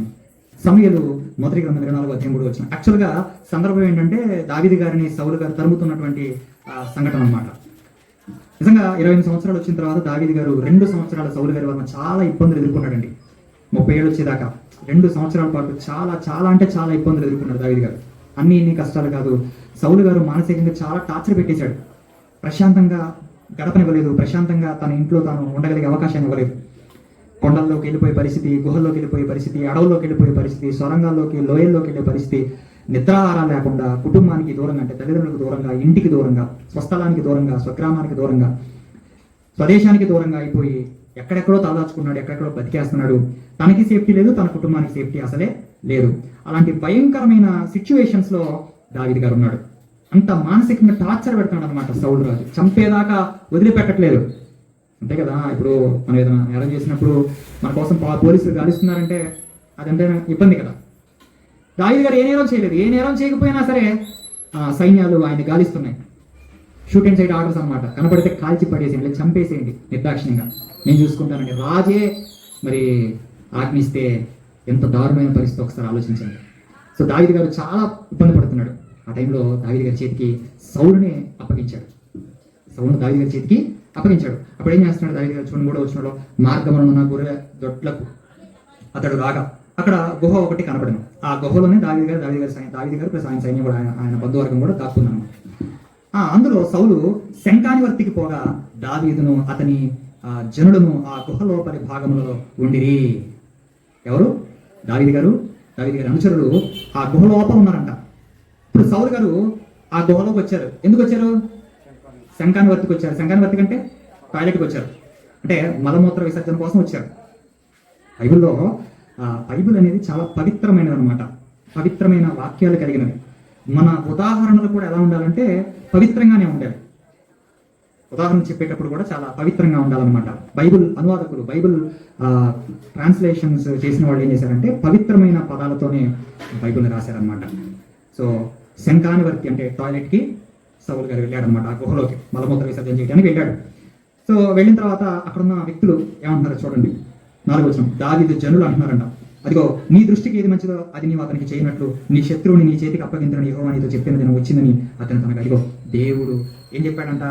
నీ శత్రువుని నీ చేతికి అప్పగిస్తాను దేవుడు చెప్పాడు కదా, అదిగో వచ్చేసాడు, ఆ దినం వచ్చేసింది, నీ శత్రువు అక్కడ దొరికాడు, వేసి పడేసి అని అన్నారు. అక్కడ ఉన్నవాళ్ళు చంపే లేపే అని పక్కన ఉన్న వాళ్ళు బాగా నూరిపోస్తున్నారు అనమాట, రెచ్చగొడుతున్నారు అనమాట. అని దావీదు గారు ఏమంటారు చూడండి. 5వ వచనం, దావీదు లేచి వచ్చి సౌలుకు తెలియకుండా అతని పై వస్త్రం చెంది కోసిన. 5వ వచనం, సౌలు పై వస్త్రాన్ని తాను కోసినని దావీదు మనస్సు నొచ్చి. అసలు చూడండి దావీదు గారి మనసు చూడండి ఎలా ఉందో. సౌలు పై వస్త్రాన్ని తాను కోసినని దావీదు మనసు నొచ్చి, ఇతడు యెహోవా చేత అభిషేకం నొందినవాడు కనుక యెహోవా చేత అభిషిక్తుడైన నా ప్రభువునకు నేను ఈ కార్యము చేయను, యెహోవాను బట్టి నేను అతన్ని చంపను అని తన జనులతో చెప్పాడు. పోనీ మేమన్నా చంపేస్తామయ్య అంటే ఏమంటున్నాడు? 7వ వచనంలో ఈ మాటలు చెప్పి దావీదు తన జనులను అడ్డగించి సౌలు మీదకి పోనీక వారిని ఆపేశాడంట. ఎంత గొప్ప మనసున్న మహారాజు అండి దావీదు గారు, ఎంత గొప్పవాడు అంటే తనను చంపడానికి వస్తున్న శత్రువుకి ప్రాణభిక్ష పెడుతున్నాడు. తనను చంపడానికి వస్తున్న రాత్రి అనక పగలనక నిద్ర లేకుండా సౌలు తిరుగుతున్నాడు దావీదు గారి కోసం. తనను చంపడానికి, తనని లేపేయడానికి, అడ్రస్ లేకుండా చేయడానికి సౌలు ఎంతో ప్రయత్నం చేస్తూ ఉంటుంటే దొరక్క అవకాశం దొరికితే అసలు మన శత్రువుని మనం లేకుండా చేద్దాం, శత్రు శాసనం లేకుండా చేద్దాం. ఎటు దేవుడు నన్ను రాజుగా నియమించాడు కదా సౌలు తర్వాత, సో నేనే కాబట్టి ఎటు యోనాతానుతో నాకు మంచి నిబంధన ఒప్పందం జరిగింది కాబట్టి ఈ సౌల్ని లేపేద్దాం, మీరు అన్నట్టుగానే సౌల్ని చంపేద్దాం అని అనుకోలేదండి. సౌలు యొక్క వస్త్రపు చెంగు కోస్తేనే ఎంత విరలాడిపోయాడు తెలుసా. తన గొంతు కోసినంత, లేకపోతే తన కాలులో తన చెయ్యో తన దేహం కోసేసినంత ఫీల్ అయిపోయాడు దావీదు గారు. ఆఫ్టర్ ఆల్ ఆ సౌలు యొక్క చెంగు, వస్త్రపు చెంగును కోసినందుకే చాలా బాధపడ్డాడు దావీదు గారు, చాలా సఫర్ అయ్యాడు అనమాట. అప్పుడు అక్కడ ఉన్న వాళ్ళు అన్నప్పుడు వెంటనే దావీదు గారు ఏమన్నాడు, నో, దేవుని చేత అభిషేకించబడిన వాడు నేను చంపను అన్నాడండి. దేవుడే సౌలు గారిని విసర్జించేశాడు, అవునా కదా? దేవుడే విసర్జించేశాడు, పక్కన పట్టేశాడు. అలాంటి చంపితే ఏమైంది? నో, నేను చంపను, నా వల్ల కాదు, నేను ఆ పాపం చేయలేను, ఆ పాపం చేసి ఆ పాపం మూట కట్టుకోలేను, నా వల్ల కాదు, పోనీ వదిలేండి అని చెప్పేసి దావీదు గారు అన్నాడండి. ఎవరండి శత్రువుకి క్షమాభిక్ష పెట్టగలరు? ప్రాణభిక్ష ఎవరు పెట్టగలరు? వాస్తవంగా రాజులు అయితే ఏం చేస్తారంటే శత్రు శేషం లేకుండా చేస్తారు. ఇదే సిచ్యువేషన్ లో సౌలు గారు ఉంటే, దావీదు గారి ప్లేస్ లో సౌలు గారు ఉండి, సౌలు గారి ప్లేస్ లో దావీదు గారు ఉంటే సౌలు ఈ పాటికి లేపేసేవాడు, ఎప్పుడో చంపేసేవాడు, పెద్దగా ఆలోచించేవాడు కూడా కాదనమాట. తర్వాత ఇదే ఎటు ఉన్నాం కదా, సమయం మొదలులో చూడండి, మళ్ళా ప్రయత్నం ఆపలేదు, మళ్ళా ప్రయత్నం చేస్తూనే ఉన్నాడు సౌలు గారు. మళ్ళీ ఏం జరిగిందో చూడండి, 26వ అధ్యాయము 8వ వచనం చూద్దాం. వీళ్ళరా వాళ్ళు నిద్రపోతున్నారు. సౌలు గారు ఇప్పుడు దండులో ఉన్నాడు. దండులో ఉన్నప్పుడు సౌలు గారు నిద్రపోతున్న టైంలో ఏం చేశాడో చూడండి, 8వ వచనం. అప్పుడు అభిషేక్ దావీదుతో, దేవుడు ఈ దినమున నీ శత్రువుని నీకు అప్పగించెను, నీ శత్రువుని నీకు అప్పగించాడు. పక్కనే వీళ్ళు ఏమంటున్నారు, మాట్లాడితే దేవుడిని తీసుకొస్తున్నారు, దేవుడిని తీసుకొస్తే ఈయన కూలైపోతాడని. దేవుడు నీ శత్రువు నీ చేతికి అప్పగించాడు, దేవుడి వల్ల కలిగిన కార్యమే. అంతే కదండి, వివాహం జరిగేటప్పుడు కూడా, ఇదిగో ఈ అమ్మాయి లైఫ్ పార్ట్నర్, నీకు చేసుకో, ఏం పర్లేదు. ఉద్యోగాలు వచ్చినప్పుడు, ఇదిగో ఇది నీకు దేవుడిచ్చిన వరం, దేవుడిచ్చిన అవకాశం, ప్రతిదీ దేవుడిచ్చింది అంటారు. అప్పుడు మనకేమనిపిస్తుంది అంటే నిజమే కాబోలు అని అనిపిస్తుంది. ఇది దేవుని చిత్తంలో జరిగే వివాహం ఏమనిపిస్తుంది. తర్వాత తెలిసింది కొన్ని ఏళ్ళకి ఇది దేవుని చిత్తం కాదని. అప్పుడు తెలుసుకోవడం వల్ల ప్రయోజనం ఏమైనా ఉంటుందా? కాలు జారినా వెనక్కి తీసుకోవచ్చు, చేయి జారినా వెనక్కి తీసుకోవచ్చు, కానీ జరగాల్సిన నష్టం జరిగిపోయిన తర్వాత వివాహం ద్వారా మళ్ళా ఇంక వెనక్కి రాగలుగుతామండి. ఇంకో వివాహమా చేసుకోలేము, కష్టం. చచ్చిపోయినంతకాలం ఇంకా అలా బతికి ఉండాల్సింది, తప్పదు. పక్క నుండి వాళ్ళు ఏమంటున్నారు, ఇదిగో దేవుడే నీ శత్రువు నీ చేతికి అప్పగిస్తున్నాడు, కాబట్టి ఇదిగో నీ చిత్తమైతే రాజా దావీదా, నీకు ఇష్టమైతే ఆ ఏటుతో ఒక్క పోటు నేను పొడుస్తాను అంటున్నాడు. అభిషేక్ ఏమంటున్నాడు, ఒక పోటు నేను పొడుస్తానయ్యా, నాకే వేసేస్తాను అంటున్నాడు, చంపేస్తాను, లేపేస్తాను అంటున్నాడు. అప్పుడు తర్వాత ఏమంటున్నారు చూడండి, నేను అతన్ని భూమికి నాటివేతును, ఒక్క దెబ్బతోనే పరిష్కారం చేస్తానయ్యా. ఏంది కూడా పెద్ద ఆకల, వదుగోకులు కదండి భాష, వదుగోకులు ఏందండి గోడ, ఆకలి ఏంటి అసలు ఈ సమస్య? ఏం చేసేద్దాం? ఏంటి దావీదా సౌలా లేపేసేది, ఎటు దేవుడిని నేర్పరుచుకున్నాడు కదా, ఎందుకు ఆలోచిస్తున్నాం? పక్కన ఉండి మనకు ఒకసారి మనకు ఆలోచన లేకపోయినా మన పక్కన ఉన్న వాడు ఏం చేస్తారంటే మనం రెచ్చగొట్టి కార్యక్రమం చేస్తారనమాట. అప్పుడు సహజంగానే నిజమే కావాలని మనం రెచ్చిపోయి తొందరపడి మాట్లాడేసే సందర్భాలు ఉంటాయి, తొందరపడి కొన్ని కార్యక్రమాలు చేసే పరిస్థితి ఉంటుంది. కానీ దావీదు గారు చూడండి, ఏ మాత్రం కూడా పక్కనున్న అనుచరుడు ఎంతగా బలవంతం చేస్తున్నా సరే ఏ మాత్రం ఒప్పుకోకుండా దావీదు గారు వద్దు, ఇది చాలా తప్పు, పాపం, హత్య చేయడం పాపం. పైగా ఎలాంటి వాడు తెలుసా సౌలు? దేవుని చేత అభిషేకం పొందినవాడు. వామ్మో నేను చంపను అంటాడు. చూడండి ఎంత చక్కగా వివరిస్తున్నాడు. చూడండి 9వ వచనం, దావీదు, నీవు అతన్ని చంపకూడదు అభిషేక్, యెహోవా చేత అభిషేకం పొందిన వాడిని చంపి నిర్దోషి అగుట ఎవనికి సాధ్యము అన్నాడు. చూడండి, దేవుని చేత అభిషేకం పొందిన వాడిని మనం చంపేస్తే రేపు నిర్దోషి అవ్వగలవు. నువ్వు ఎన్ని బలులు అర్పించినా, ఎన్ని కార్యక్రమాలు చేసినా నువ్వు దోషివే తప్ప నువ్వు నిర్దోషివి కాలేవు, జాగ్రత్త అన్నాడు. ఎవరికి సాధ్యం అంటే అది అసాధ్యం అని అర్థం. ఈ విషయం దావీదు గారికి తెలిసింది, కానీ సౌలు గారికి తెలియకుండా పోయిందండి. ఎంత దౌర్భాగ్యం, ఆలోచించండి పిల్లలు. అందుకే దావీదు దేవుని ఉద్దేశాలన్నింటినీ ఏం చేశాడు? తెలుసుకున్నాడు. తెలుసుకుని దాన్ని నెరవేర్చే పనిలో ఉన్నాడు. చూడండి, అంటే దేవుని ఉద్దేశం ఏంటి? దేవుని చేత అభిషేకించబడిన వాడిని చంపకూడదు, ఇది దేవుని ఉద్దేశం. తెలుసుకున్నవాడు తెలుసుకున్నట్టే కాదు, నెరవేరుస్తున్నాడు దాన్ని. సౌలు తెలుసు నన్ను దేవుడు విసర్జించేశాడు, నా తదనంతరం దేవుడు దావీదును నియమించాడు, దావీదును నేను చంపకూడదు అని ఏమాత్రం సౌలు అనుకోవట్లేదు. దేవుని చేత అభిషేకించబడిన సౌలు అలా ఆలోచించడం లేదు. దేవుని చేత లేదా సమూయేలు ద్వారా అభిషేకించబడిన దావీదు అనుకుంటున్నాడు, వద్దు అతన్ని చంపకూడదని, నేను అతన్ని చంపకూడదనే ఆలోచన సౌలుకు లేదు, నేను అతన్ని చంపకూడదనే ఆలోచన దావీదుకు ఉంది. చూడండి, అందుకే దావీదు గారికి సౌలుకున్న వ్యత్యాసం పిల్ల. 11 యెహోవా చేత 10వ వచనం, యెహోవా జీవంతోడు, యెహోవా అతని ముత్తును, అతడు అపాయమున చచ్చును లేదా యుద్ధమునకు పోయి నశించును, యెహోవా చేత అభిషేకం నేను చంపను ఏమన్నా చెప్పు. అలాగను నేను చేయకుండా దేవుడు నన్ను ఆపునుగాక, నన్ను ఆపేయునుగాక. అయితే అతని తలగడ దగ్గర ఉన్న ఈటని నీళ్ళబుడ్డిని తీసుకుని మనం వెళ్ళిపోతామని అభిషేక్తో చెప్పాడంట. ప్రభునందు ప్రియులారా, దావీదు గారు ఉన్న గొప్ప సుగుణం చూడండి. మూడోది ఎన్నోది, ఇది మూడోది. కొన్ని పాయింట్స్ చెప్తున్నా మీకు అంతే అర్థం కావాలంటే. అంటే శత్రువుకి సైతం కూడా క్షమాభిక్ష లేదా ప్రాణభిక్ష పెట్టగలిగే గొప్ప మనసున్న మహారాజు దావీదు గారు. అప్పటికి రాజు కూడా కాలం, రాజు అవ్వకపోయినా మహారాజేనండి. అదే అంటారు చూసారా, రాజు ఎక్కడున్నా రాజే అంటారు చూసారా. నిజమే, దావీదు గారు అప్పటికి పరిపాలన స్థాయిలోకి రాకపోయినా సరే, సింహాసనం మీద కూర్చొని పరిపాలన చేసే అంత స్థితికి రాకపోయినా దావీదు గారు రాజే. గొప్ప రాజు, మనసున్న మహారాజు. దావీదు గారి గురించి చెప్పడం అంటే సుబుద్ధి కలిగిన వాడంట. దావీదు గారు ఎవరు? సుబుద్ధి కలిగిన. బుద్ధి వేరు, సుబుద్ధి వేరండి. చాలా మంచి బుద్ధి కలిగిన వాడు దావీదు గారు. ఎక్కడికి వెళ్ళినా సరే సుబుద్ధితో పని చేసుకుంటూ వస్తున్నాడంట, బాధ్యతగా పని చేసుకుంటూ వస్తున్నాడంట. ప్రజలందరి వలన మంచి పేరు, మంచి ప్రేమ సంపాదించుకుంటున్నాడంట దావీదు గారు. అంత గొప్ప క్యారెక్టర్ కలిగిన వాడు. ఇంకా చెప్పుకుంటూ పోతే ఎంత గొప్ప క్యారెక్టర్ అంటే 3వ పాయింట్లో కనిపిస్తుంది. తనను చంపాలని చూస్తున్న శత్రువును కూడా కనికరించి క్షమాభిక్ష పెట్టగలిగే పొజిషన్లో ఉన్నాడు. వాస్తవంగా ఇది ధర్మశాస్త్ర కాలం, ఇది పాత నిబంధన కాలం, కొత్త నిబంధన కాలం ఏమి కాదు. కానీ దావీదు గారు కొత్త నిబంధన కాలంలో ఉన్నట్టుగా నడుచుకుంటున్నాడు. ఎంత గొప్ప విషయం ఆలోచించండి. మనం కొత్త నిబంధన కాలంలో ఉన్నా సరే పాత నిబంధన కాలం కంటే దారుణంగా నడుచుకుంటున్నాం మనం. అంతే కదండి. ఇది 3వ పాయింట్. 4వ పాయింట్ చూద్దాం ఒకసారి. 4వ పాయింట్, దావీదు గారు దేవుడి గురించి తెలిసిన తర్వాత దేవుణ్ణి ఆరాధించకుండా ఏమాత్రం ఉండలేడు. దావీదు గారిలో ఉన్న గొప్ప సుగుణం. సమూయేలు 2వ గ్రంథం 6వ అధ్యాయం దయచేసి చూడండి. సమూయేలు 2వ గ్రంథం 6వ అధ్యాయము చూద్దాం త్వరగా. సమూయేలు 2వ గ్రంథము 6వ అధ్యాయము 16వ వచనం చూద్దాం. 16వ వచనం. యెహోవా మందసము దావీదు పురమునకు రాగా సౌలు కుమార్తె మీకాలు కిటికీలో నుంచి చూచి. మీకాలు ఎవరు? సౌలు కుమార్తె, బట్ దావీదు గారికి కూడా భార్య. రైట్. మీకాలు కిటికీలో చూసిందంట, ఆయన వస్తున్నాడు, ఏం చేస్తున్నాడు అని. యెహోవా సన్నిధిని గంతులు వేయించు నాట్యమాడుచు ఉన్న దావీదుని కనుగొని తన మనసులో అతను హీనపరిచెను. అంటే దేవుణ్ణి స్తుతించడంలో, దేవుని ఆరాధించడంలో దావీదు గారు చేస్తున్న ఆ సంఘటన లేదా చేస్తున్న పని ఏదైతే ఉందో, నాట్యం చేస్తున్నది ఏదైతే ఉందో, దాన్ని చూసినటువంటి మీకాలు మనసులో హీనపరిచినట్టు. ఎందుకు? అదే ఒక రాజయ్య ఉండి ఏంటి ఇలా ప్రవర్తిస్తున్నాడు? ఒక రాజైనటువంటి దావీదు ఎందుకు ఇలా చేస్తున్నాడు? ఒక రాజు అంటే ఎలా ఉండాలి? హుందాగా ఉండాలి.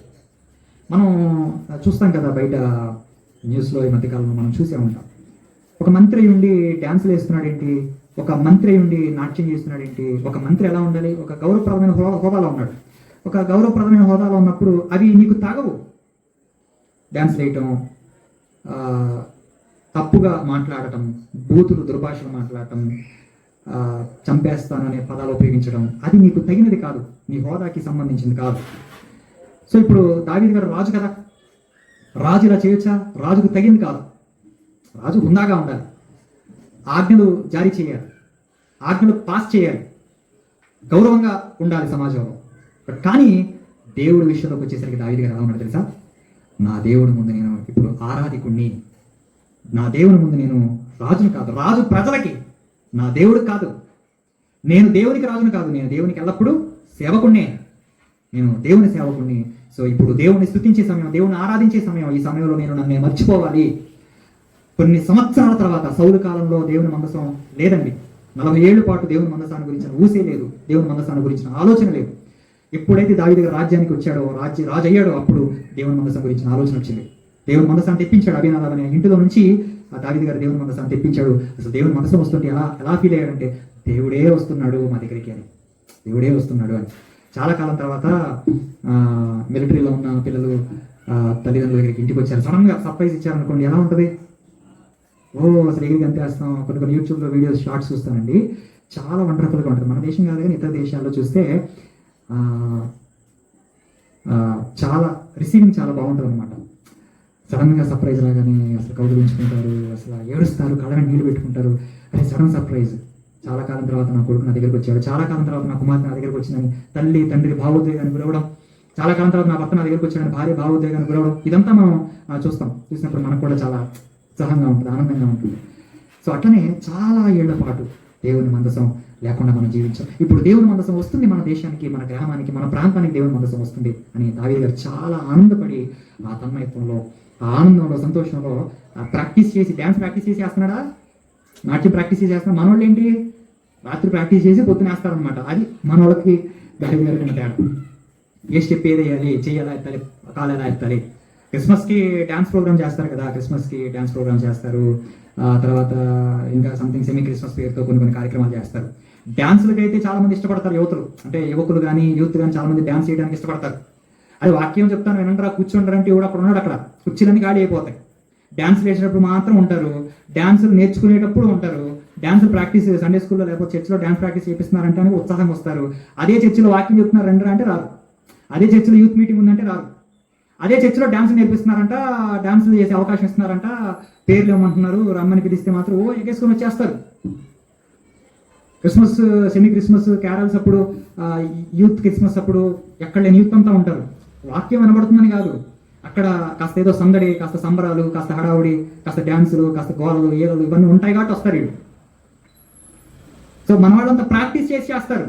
కానీ దావీదు గారు అప్పటికప్పుడు దేవుని సన్నిధి, అంటే దేవుని సన్నిధికి గుర్తుగా, లేదా దేవునికే గుర్తుగా ఉన్నటువంటి మందసం ఎప్పుడైతే వాళ్ళ మధ్యకి వస్తుందో అప్పుడు దావీదు గారు తన్మత్వానికి గురైపోయి అప్పటికప్పుడు నాట్యం చేస్తున్నాడు అనమాట. హృదయపూర్వకంగా చాలా సంతోషంతో, ఆనందంతో ఊగిపోతున్నాడు. శరీర సంబంధి అయిన మీకాలు దాన్ని గుర్తించలేక, గ్రహించలేక దావీదు గారిని తప్పుపట్టింది, చాలా హీనంగా చూసింది. భర్తను అగౌరవపరిచినందుకు, భర్తను హీనపరిచినందుకు, దావీదు లాంటి వ్యక్తిత్వం కలిగిన వాడిని అవమానపరిచినందుకు, తన మనస్సులో, బహిరంగంగా కాదు, తన మనసులో అవమానించినందుకు ఏం జరిగింది తెలుసా, దేవుడు ఆమెకి సొత్తు లేకుండా చేశాడు. ఇప్పటి వరకు పిల్లలే లేరు మీకాలికి పిల్లలే లేరు. సుబుద్ధి కలిగిన దావీదుకి దుష్టబుద్ధి కలిగిన స్త్రీ భార్యగా వచ్చింది. అందుకే సుబుద్ధి కలిగిన దావీదుకి సుబుద్ధి కలిగిన అబీగైలుని ఇచ్చారు. తర్వాత అబీగైలు కదండి, అబీగైలు సుబుద్ధి కలిగింది. తర్వాత నాబాలు భార్య అయిన అబీగైలు ఉంది కదా, నాబాలు చచ్చిపోయిన తర్వాత అబీగైలును దావీదు గారు వివాహం చేసుకున్నాడు. నాబాలు భార్య అయిన అబీగైలు గురించి బైబిల్లో రాయబడిన మాట, సుబుద్ధి కలిగినది, రూపసి, మంచిది అని రాయబడింది బైబిల్లో. అలాంటి సుబుద్ధి కలిగిన దావీదుకి సుబుద్ధి అయిన భార్యను, స్త్రీని అనగా అబీగైలుని దేవుడు భార్యగా ఇచ్చాడు. గ్రేట్ కదా, చాలా మందికి ఉన్న దావీదు గారికి భార్యలు. సో ఏదేమైనా సరే ఇక్కడ మనం గమనించాల్సింది, దేవుని స్తుతించే విషయంలో, ఆరాధించే విషయంలో, కనపరిచే విషయంలో దావీదు గారు ఎప్పుడు సంసిద్ధుడే. ఆయన దేవునికి గొప్ప ఆరాధికుడు, దేవునికి సేవకుడు. ఆయన నేను రాజును కదా, నేను అలా చేయకూడదు కదా, నా హుందాతనం, నా గౌరవం పోగొట్టుకుంటాను ఎప్పుడు అనుకోలేదు. ఇప్పుడు దేవుని మందిరంలోకి చాలా మంది వస్తారు, గొప్ప గొప్ప వాళ్ళు, కలెక్టర్స్ వస్తారు, మంచి పొలిటీషియన్స్ వస్తారు, లేకపోతే అధికారులు వస్తారు, దేవుని మందిరంలోకి వస్తారు. సామాన్య విశ్వాసులు చప్పట్లు కొడతారు. వాళ్ళు ఏంటంటే ఇట్లా ఏదో నేషనల్ అంతం అదే మాత్రం జనగణమన పాడుతున్నప్పుడు ఎలాగైతే అలా స్ట్రక్ అయిపోతారు, అలానే ఉంటారు. ఇక ఉలుకు ఉండదు, పలుకు ఉండదు కొంతమంది.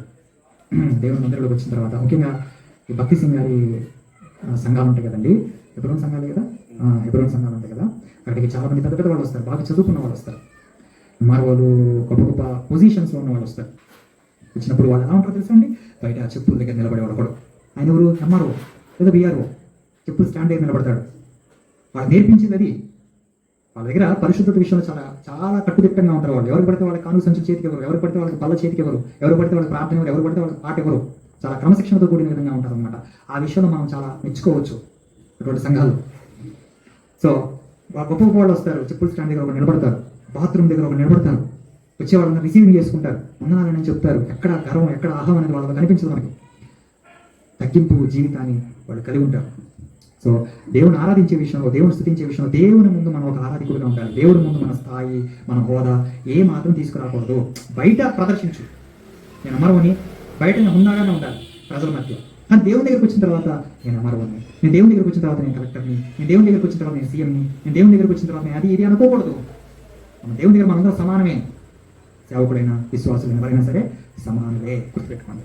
సో దావీదు గారు గొప్ప సుగుణం ఏంటి, దేవుని ఆరాధించేవాడు, దేవుని స్తుతించేవాడు, దేవుని కొనియాడేవాడు, దేవుని కీర్తించేవాడు, దేవుని కనపరిచేవాడు. గొప్ప స్వభావం, గొప్ప సుగుణం కలిగిన వాడు దావీదు గారు. ఇది మనకు కనిపిస్తున్నటువంటి విషయం. తర్వాత చివరికి ఒక మాట చెప్పి నేను ముగించేస్తాను. 5వది. ఇప్పుడు ఎన్ని చెప్పాను, 4 చెప్పాను. ఇంకోటి ఏంటంటే దావీదు గారిలో కనిపిస్తున్న గొప్ప సుగుణం మరొకటి ఏంటంటే ప్రతి విషయంలో దేవునిపై ఆధారపడటం. ప్రతి విషయంలో ఒక యాజకుడు ఆధారపడ్డాడంటే ఒక అర్థం ఉంది, ఒక బోధించే బోధకుడు ఆధారపడ్డాడంటే ఒక అర్థం ఉంది. దావీదు గారు ఒక సామాన్యుడు, కానీ దావీదు గారు ప్రతి విషయంలో దేవునిపై ఆధారపడటం అనేది మనం చూస్తాం అన్నమాట. ప్రతి విషయంలో పెద్ద పెద్ద పెద్ద యుద్ధాలకు వెళ్ళేటప్పుడు దేవుణ్ణి అడిగాడంటే, దేవుణ్ణి ప్రార్థించాడంటే అది పెద్ద యుద్ధం, కొన్ని వేల మంది లక్షల మంది ఉన్నారు కాబట్టి అనుకోవచ్చు. కానీ చిన్న చిన్న వాటికి కూడా, చిన్న చిన్న యుద్ధాలకు కూడా దావీదు గారు దేవుని ఆశ్రయించడం మనం చూస్తాం అనమాట. దేవుని ఆశ్రయిస్తూ ఉంటాడు దావీదు గారు. కొన్ని వాక్యాన్ని నేను చూపిస్తాను. సమూయేలు మొదటి గ్రంథం దయచేసి చూడండి, 30వ అధ్యాయం. సమూయేలు మొదటి గ్రంథం 30వ అధ్యాయం. సమూయేలు మొదటి గ్రంథం 30వ అధ్యాయం 7 వచ్చినారు. పిమ్మట దావీదు ఏఫోదు తెమ్మని యాజకుడు అహిమేలకు కుమారుడైన అబ్యాతారుతో చెప్పగా, అబ్యాతారు ఏఫోదును దావీదు వద్దకు తీసుకుని వచ్చును. 8వ వచనం, నేను ఈ దండును తరిమిన ఎడల దాన్ని కలుసుకుందునా అని యెహోవా దావీదు విచారణ చేయగా, యెహోవా తరము నిశ్చయముగా నీవు వారిని కలుసుకుని తప్పక నీ వారిని అందరినీ దక్కించుకుని సెలవిచ్చను. ఇక్కడ కనిపిస్తున్న మాట ఏంటంటే దేవుని ఆశ్రయించడం, దేవునిపై ఆధారపడటం అనేది మనం చూస్తున్నాం. నేను యుద్ధంలో ఆడిపోయిన వాడిని, నాకు అన్ని తెలుసు, ఏది మంచి ఏది చెడు నాకు తెలుసు అని దావీదు గారు ఎక్కడ కూడా తన స్వబుద్ధిని ఆధారం చేసుకోలేదు. ఎంత గొప్పవాడైనా సరే, ఎంత గొప్ప పొజిషన్లో ఉన్నా కూడా దావీదు గారు ఇంకా దేవునిపై ఆధారపడటం అనేది నిజంగా ఎంత గొప్ప సుగుణం అని చెప్పాలి. నీ స్థాయి పెరిగినా, నీ హోదా పెరిగినా, నీ పొజిషన్ పెరిగినా సరే దేవునితో నీకున్న బాండింగ్ తగ్గిపోకూడదు. ప్రారంభంలో దేవుని ఎదుట మోకరించి ప్రార్థన చేసి మనం కడవరకు దాన్ని అదే కడవరకు కూడా మనం కొనసాగించాలి. ఇప్పుడు నేను సేవకునండి, కొన్ని వందల వేల మందికి నేను సువార్త చెప్పిన గొప్ప బోధకునండి, నేను కూర్చోనైనా ప్రార్థన చేయొచ్చు, నేను నిలబడైనా ప్రార్థన చేయొచ్చు, నేను పడుకోనైనా ప్రార్థన చేయొచ్చు, దేవుడికి నా స్థితి తెలుసు అని మనం అనుకుంటే కుదరదు. ఓకేనా? నేను భక్తి సింగ్ గారిది ఒక వీడియో చూశాను, లాస్ట్ వీడియో, ఆయన చనిపోయే ముందటి రోజుల్లో వీడియో. బాగా మోకరించి ప్రార్థన చేసేవారని ఆయన గురించి విన్న సాక్ష్యం. మోకాళ్ళతోనే ఆయన ప్రార్థనలో ఉండేవాడు. ఆయన చివరి ఆ వీడియోలో చూసినప్పుడు ఇద్దరు పట్టుకొని వస్తున్నారు, ఇద్దరు పట్టుకొని వస్తున్నారు, మీరు చూసే ఉంటారు. నడవలేకపోతున్నాడు, చాలా బలహీన సమయంలో, బలహీన స్థితిలో ఉన్నాడు భక్తి సింగ్ గారు. అప్పుడు ఇద్దరు వ్యక్తులు అటుపక్క ఇటుపక్క పట్టుకొని నడిపిస్తూ వస్తున్నారు అనమాట, పోడియం వైపు, అంటే ఆ పులిపీట దగ్గరికి. సో అక్కడ నడిపిస్తూ వస్తున్నప్పుడు అక్కడికి వచ్చిన తర్వాత ఆయన ఇద్దరి సహాయం తీసుకొని అక్కడ దాకా వచ్చిన ఆయన డైరెక్ట్గా వెళ్ళి కూర్చోకుండా అక్కడికి వెళ్లే ముందు మోకరించి, తన వ్యక్తిగతంగా మోకరించి కొద్దిసేపు ప్రార్థన చేసుకొని అప్పుడు ఆ కుర్చీ మీద కూర్చున్నాడు అనమాట. ఆ వయసులో ఇద్దరి మీద ఆధారపడుతూ అక్కడి నుంచి ఇక్కడ దాకా వచ్చిన ఆయన మరలా అక్కడికి వచ్చేసరికి మోకరించి ప్రార్థన చేసుకుని ఆ కుర్చీ మీద కూర్చోవటం.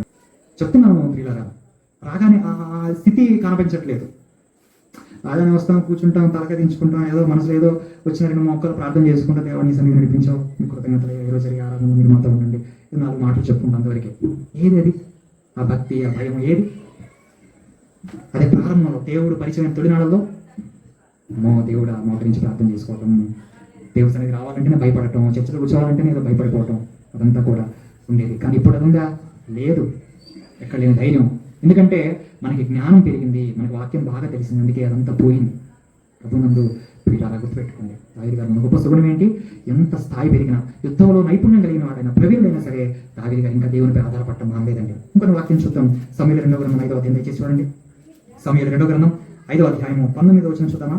19వ వచనం దావీదు గారు అంటున్నాడు, సమూయేలు 2వ గ్రంథం 5వ అధ్యాయం 19వ వచనం దావీదు గారు అంటున్నమాట, నేను ఫిలిష్తీయులకు ఎదురుపోయినా వారిని నా చేతికి అప్పగింతువా అని యెహోవా యొద్ద విచారించినప్పుడు, దేవుని యొద్ద విచారిస్తున్నాడు, దేవుని ప్రార్థిస్తున్నాడు, దేవుని అడుగుతున్నాడు. అప్పుడు దేవుడు అంటున్నాడు, పో, నిస్సందేహంగా వారిని చేతికి అప్పగిస్తాను. దేవుడు సెలవిచ్చాడు. అంత గొప్ప విషయం ఆలోచించండి. ఆ తర్వాత ఇదే సమూయేలు 2వ గ్రంథం 2వ అధ్యాయం 1వ వచనం. సమూయేలు 2వ గ్రంథం 2వ అధ్యాయం 1వ వచనం. దానికి వెళ్ళేటప్పుడు మాత్రమే కాదు, మరి పలానా ప్లేస్కి వెళ్ళమంటావా అని అడగడం కోసం కూడా దావీదు గారు దేవుని అడుగుతున్నాడు. చూడండి ఎంత విచిత్రం. 2వ అధ్యాయం 1వ వచనం. ఇది జరిగిన తర్వాత ఏది? సౌలు గారు చచ్చిపోయాడండి. సౌలు యోనాతాను చచ్చిపోయిన తర్వాత చాలా ఏడ్చాడండి. కట్టుకున్న భార్య పిల్లలు ఏడుస్తారో తెలియదు కానీ అంత ఏడ్చాడు. తనను చంపుతున్న శత్రువు చచ్చిపోయాడు అనగానే సంతోషించాలి, ఆనందించాల్సింది పోయి దావీదు గారు ఏడ్చేశాడండి. అయ్యో, దేవుని చేత అభిషేకించబడిన వాడు చచ్చిపోయాడే, అయ్యో నా ప్రియ స్నేహితుడు సహోదరుడు యోనాతాను చచ్చిపోయాడని చాలా విలపించాడు, చాలా రోధించేశాడని. సో అదంతా జరిగిన తర్వాత యూదా పట్టణంలోని నేను పోదునా అని దావీదు యెహోవా యొద్ద విచారణ చేయగా, పోవచ్చునని యెహోవా అతనికి సెలవిచ్చెను. మళ్ళా చూడండి, నేను పోవాల్సిన స్థలం మీద దావీదు మనవి చేయగా మళ్ళీ అడుగుతున్నాడు, యూదా పట్టణాలు పోనాయా అన్నాడు, పో అన్నాడు. మళ్ళీ అందులో ఏ స్థలాన్ని నేను పోవాలి అని అడిగినప్పుడు హెబ్రోనుకు పో అని ఆయనకి సెలవిచ్చాడు. చూడండి దావీదు గారు దేవునితో కలిగి ఉన్నటువంటి రిలేషన్, బాండింగ్ చూడండి ఎంత బాగుందో. ప్రభునందు ప్రియులారా, ఏది చేసినా దేవుని అడిగి చేసే మనసు మనకు ఉండాలి. అది దావీదు గారు ఉన్న గొప్ప సుగుణం. అదే దావీదు గారు ఎందుకు దేవుని హృదయానుసారుడు అయ్యాడంటే దేవుని ఉద్దేశాలు నెరవేర్చాడు. ఏంటి దేవుని ఉద్దేశాలు? ఇవన్నీ దేవుని ఉద్దేశాలు. నువ్వు ఇలా జీవించడం దేవుని ఉద్దేశం. తనపై పూర్తిగా ఆధారపడి జీవించడం దేవుడు చాలా ఇష్టపడతాడు. ప్రతిదీ కూడా, ఆహారం తన దగ్గర నుంచి తీసుకోవాలని ఇష్టపడతాడు, డబ్బులు ఆయన దగ్గర నుంచి తీసుకోవాలని ఇష్టపడతాడు. ప్రతిదీ కూడా దేవుని అడిగి తీసుకోవటం, దేవుని అడిగి పొందుకోవటం నిజంగా గొప్ప ధన్యత, గొప్ప భాగ్యం, గొప్ప ఆశీర్వాదం. దావీదు గారు ప్రతిరోజు ప్రతిదీ కూడా దేవుని అడగటం, దేవుని ప్రార్థించడం, దేవుని యొక్క విచారణ చేసి అప్పుడు ముందుకు అడుగు వేయటం, దేవుడు వద్దంటే అయిపోవటం. అయితే ఒక్క బాధాకరమైన విషయం ఏంటంటే ఒక్కసారి దావీదు గారు బత్షెబాతో వెళ్ళి అడుగుండాల్సిందండి. అయ్యా అని ఒక్కసారి దేవుణ్ణి జ్ఞాపకం చేసుకుండాల్సింది. అడగలేకపోయాడు. అంటే ఎంత తోడైనా సరే ఒకనొక సందర్భంలో పడిపోవటం గ్యారంటీ. ఏర్పరచబడిన వాళ్ళు సైతం పడిపోయే పరిస్థితులు వస్తాయి. అయితే పడిపోయిన వాడు పడిపోయినట్టే ఉండకుండా లేచి నిలబడ్డాడు, మరలా ముందుకు కొనసాగాడు, మరలా తన భక్తి జీవితాన్ని నిలబెట్టుకోగలిగాడు. దావీదు గారిలో పెద్ద మచ్చ, మానని గాయంగా ఉండిపోయింది ఆ సంఘటన. అందరి జీవితాల్లో కూడా ఖచ్చితంగా ఏదో ఒకటి వస్తుంది, భవిష్యత్తులో రావచ్చు.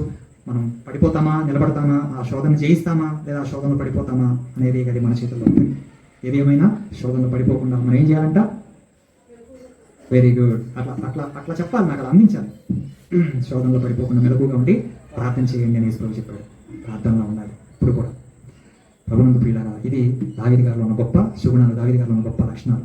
సో వీటన్నిటిని బట్టి మనం ఆలోచించాల్సింది ఏంటంటే, అసలు దావీదు గారిని దేవుడు ఎందుకు అనుకున్నాడంటే ఆయన దేవునికి హృదయానుసారుడు. ఎందుకు దేవుని హృదయానుసారుడు అంటే దేవుని ఉద్దేశాన్ని నెరవేర్చగలిగిన వాడు. ఏంటి దేవుని ఉద్దేశాలు, దావీదు గారి గుడ్ క్వాలిటీస్ ఏంటని మనం స్టడీ చేస్తున్నప్పుడు ఇది ఒక 5 విషయాలు చాలా ఉన్నాయి. బహుశా నేను ఏదో కొన్ని మాత్రమే నాకు తెలిసినవి, నాకు గుర్తొచ్చినంత వరకు నేను మీతో పంచుకున్నాను. ఆ విషయాలన్నీ మీతో పంచుకున్నాను. సో మనందరం కూడా దేవుని ఉద్దేశాలు తెలుసుకునే వారిగా మాత్రమే కాదు, దేవుని ఉద్దేశాలు మన జీవితాన్ని నెరవేర్చేవారిగా మనం అందరం ఉండాలి. ఉండుము గాక. మనం తరలో ఉంచండి, ప్రార్థన గురించి ప్రార్థన చేసుకుందాం. వచ్చే వారం దావీదు గారి యొక్క జననం, బాల్యం, దావీదు గారి కుటుంబం, దావీదు గారి స్నేహితులు, దావీదు గారి గురించిన పూర్తి వివరణ అవన్నీ మనం చదువుకుందాం, తెలుసుకునే ప్రయత్నం చేద్దాం. ప్రార్థన. మహాగణుడైన మా తండ్రి, జీవం కలిగిన మరియు ఈ రాత్రి వేళ మమ్మల్ని ప్రేమించి మాకు ఇచ్చిన చక్కటి సమయాన్ని బట్టి, తరుణాన్ని బట్టి మీకు స్తోత్రాలు తండ్రి. దావీదు గారు ఎందుకు మీకు హృదయానుసారుడు అయ్యాడు అనే విషయాలు కులంకుషంగా మీ వాక్యం ద్వారా మాకు నేర్పించారు. గొప్ప సత్యాన్ని తెలియజేశారు. అందుబట్టి మీకు స్తోత్రాలయ్యా. మీ వాక్యం విని ఊరకుండా, మీ వాక్యం విని మౌనంగా ఉండకుండా తండ్రి, దావీదు గారి జీవితాన్ని మేము స్టడీ చేసినప్పుడు దావీదు గారి జీవితంలో ఉన్న గొప్ప క్వాలిటీస్, గొప్ప సుగుణాలు ఏవైతే ఉన్నాయో వాటన్నిటి మేము కలిగి ఉండటానికి, ప్రతి విషయంలో మీపై ఆధారపడటానికి, శత్రువును క్షమించగలిగే మనసు, అసలు మాకెవరు శత్రువులు లేకుండా ఉండటానికి, ప్రతి ఒక్కరిని ప్రేమించే మనసు, ప్రతి ఒక్కరిని హక్కును చేర్చుకునే మనసు, ప్రతి ఒక్కరిని గౌరవించే మనసు, లోకస్తుల పట్ల సంఘం వెలుపటి వారి ఎడ మర్యాదగా నడుచుకునే మంచి మనసును మాకు దయచేయమని ప్రార్థిస్తున్నాం. తండ్రి, రోషం కలిగిన మిమ్మల్ని ఆశ్రయించిన మేము కూడా రోషం కలిగి జీవించడానికి సహాయం చేయమని ప్రార్థిస్తున్నాం. తండ్రి, క్షమించే స్వభావం, ప్రేమించే స్వభావం అలా పుట్టించండి. మీ కొరకు తండ్రి ప్రతి సహాయం చేయండి. మీ ఉద్దేశాలు తెలుసుకోవడం మాత్రమే కాక మీ ఉద్దేశాలు మా జీవితాల్లో నెరవేర్చేవారుగా, సఫలపరిచేవారుగా మేము ఉండడానికి కృప చూపించమని, సహాయం చేయమని, మిగతా కార్యక్రమంలో మీరే తోడుగా ఉండి మహిమగా ప్రభావాలు పొందుకోమని వేడుకుంటూ క్రీస్తున్నామని ప్రార్థన వేడుకుంటున్నాం తండ్రి. ఆమేన్, ఆమేన్, ఆమేన్. అందరికీ వందనాలు.